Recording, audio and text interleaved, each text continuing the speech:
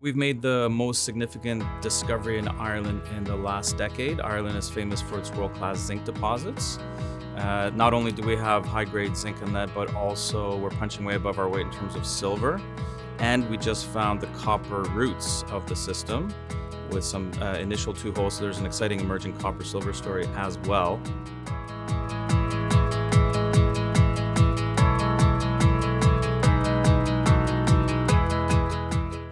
Hello and welcome to the Assay TV. Today I'm here at 1-to-1 Mining Investment London with Bart Jaworski, Chief Executive Officer and Director at Group 11 Resources Corp. So Bart, thanks so much for joining us Thanks here for having today. me, Amy. Great to be here. Absolutely. So maybe we could just kick things off with a bit of an introduction, an overview of Group 11 Resources. So we've made the most significant discovery in Ireland in the last decade. Ireland is famous for its world-class zinc deposits. Not only do we have high-grade zinc and lead, but also we're punching way above our weight in terms of silver. And we just found the copper roots of the system with some initial two holes. So there's an exciting emerging copper-silver story as well. And in terms corporately, our two largest shareholders are Michael Gentile and Glencore. Glencore, we have our relationship there is threefold in that they're our largest shareholder, or close to it. They're our neighbor, and they have a very large zinc deposit right beside us, undeveloped, called Palace Green, and they sit on the board as well. And similarly with Michael, he's been a great supporter of us over the last 5 years or so, and just last year he joined the board as well, which is fantastic. Okay, excellent. And so you have multiple projects in Ireland with a focus in zinc. Can you talk about kind of what makes Ireland such a preferred jurisdiction for you? Yeah, so there's been 60 years of modern mining history. There are 6 prospects became discoveries, which were actually then built, and that is basically a nod to the infrastructure within Ireland. So that's where really Ireland shines and is a massive competitive advantage over our other jurisdictions, is that we have huge infrastructure within the country. The Irish government is also now investing in fast-tracking essentially mining projects. So the Sovereign Wealth Fund hived off the Irish Mining Fund. 30 million euros went into that, and part of that went into the restart of the Galmoy mine, which is run by Shannoon. So that was a very exciting new development within the country. And then you just have to look at the Fraser Institute. The latest annual mining survey there points to Ireland as number 1 in the world in terms of policy perception index. So again, I guess that's a reflection of low expropriation risk, low corruption risk, good transparency, stable politics, and a great mining code. Okay, excellent. And so as a company, you've recently been focused quite a bit on the Ballywire Discovery. Can you walk us through some of the recent results from there and project updates? Yeah, it's a very exciting discovery. We've been at it now for 3 years. We made the discovery 3 years ago. We drilled about 20,000 meters into it.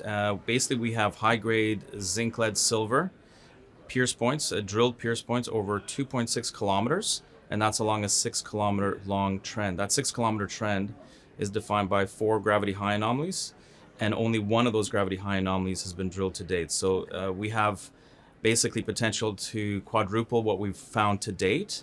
And now this deeper copper system that I alluded to, we have potential to then double that again in terms of tonnage potential down below, because anywhere we have the zinc, notionally it was fed by something, and we now know that that's a copper silver rich root system, a feeder system. So we have potential to take that 4 times, maybe multiply that by 2 again, so that's 8 times what we have right now potentially.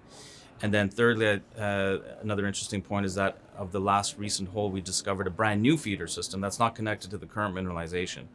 So there's an indication perhaps there's a parallel trend or 2 alongside what we've already found. So maybe we can have potential to double or triple again that system along the 6 kilometers. So it's a truly exciting area play, and we have the wherewithal to go after it.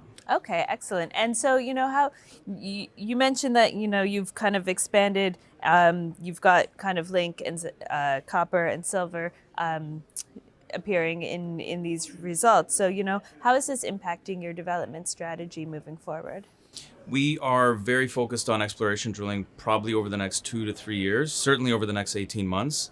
I think then we'll think about taking that what we find at that stage and wrapping it into a resource estimate.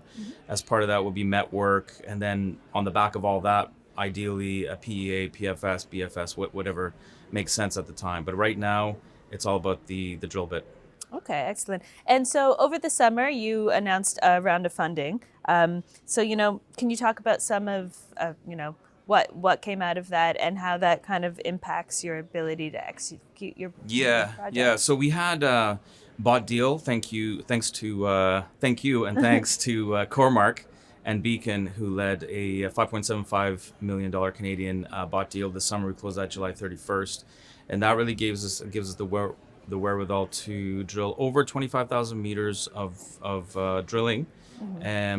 The drill costs in Ireland are super inexpensive compared to other jurisdictions, only about 120 Canadian dollars per meter.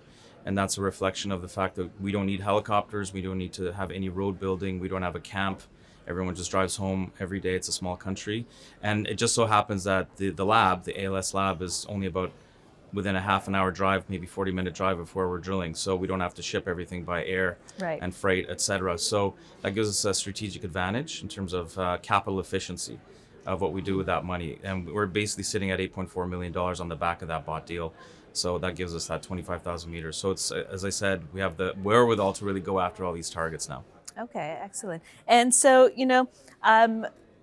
in the coming months, what should we be on the lookout for from Group 11? So the 3 rigs that are turning right now at Ballywire, basically year-round. So that's ongoing. We just announced that we put out some financials late last night. And as part of that, we just mentioned that we started some initial drilling at Stone Park. So we'll have more on that probably in the not too distant future in terms of putting a little bit more detail on that. So people should be looking out for our ongoing drilling at Ballywire. We have a chance, I think we have a very good chance there's a really interesting target at Stone Park called Carrickadle West. That's basically a Palace-Green lookalike. Palace-Green is a massive zinc deposit, 45 million ton deposit, 8.4% zinc lead, owned by Glencore, just basically a few kilometers away from us. We're looking for a mirror image of that. The geology is identical, and we're very excited by that target as well. But there's some initial drilling we're doing there. The focus, though, remains on Ballywire, and that's really where we're really focused over the next 18 months, as I mentioned. Okay, excellent. Well, we'll definitely have to catch back up again in the coming months to see how things are progressing on that front. But Bart, I want to thank you for joining us here today on the Assay. Super, Amy. Thanks so much. Thanks for having me.